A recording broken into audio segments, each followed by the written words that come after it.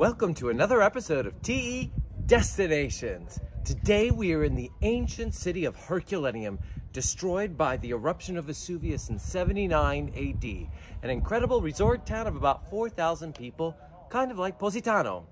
Let's go see what it's all about. Andiamo!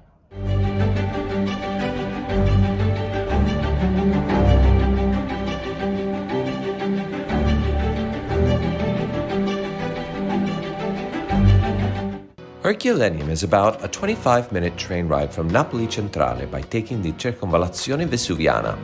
In my opinion, it is an amazing hidden gem that is even more fascinating than Pompeii, closer to Naples and on a much smaller scale. Definitely worth a visit when you come to the area of Naples and the Amalfi Coast. Although Herculaneum was discovered even before Pompeii, it was covered in roughly 5 times the amount of ash that Pompeii was and therefore much more difficult to excavate.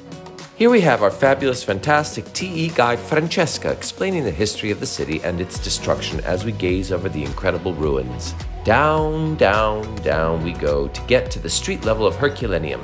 Here we are at the very water level as if we were on the beach and get a closer view of the boathouses where the poor citizens were not buried but vaporized by pyroclastic flows of intense heat, so all that was left was their skeletons.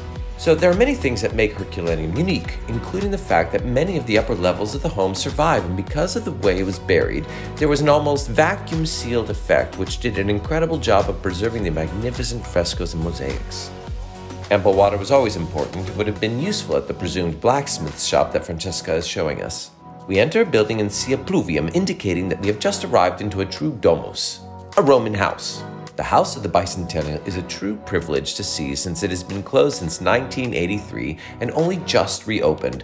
Found in the center of the city, it had 3 floors and over 600 meters of floor space. The richness of the frescoes speak for themselves.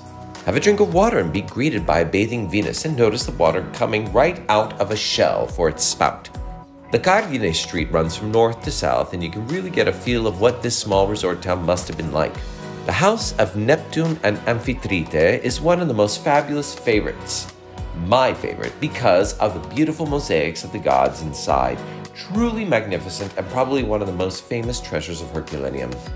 The brightness and intensity of the colors of the tesserae that make up the image almost seem as if they were created just yesterday. There are several homes we can visit with structures seemingly similar, a welcoming atrium with a pluvium to gather water and a gorgeous courtyard surrounded by rooms. Back to the main street, the arch should lead to the Forum and other civic buildings, but they have yet to be dug up. With the reclining river god being depicted, one gets the idea that the sea is a recurring theme in this vacation spot of the ancient world.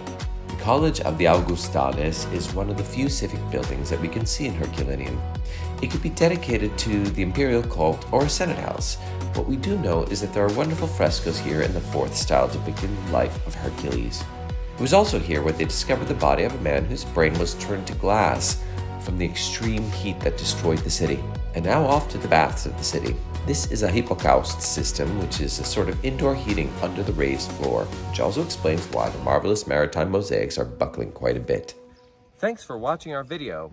A special thanks to Through Eternity Tours and a very special thanks to our wonderful guide Francesca. Thank you, Rob. Having you has been amazing, so I wait all of you here in Herculaneum, so see you soon. And please remember to like, comment, share, subscribe, and click on the bell when you want to be notified of new content updated. Ciao! Ciao!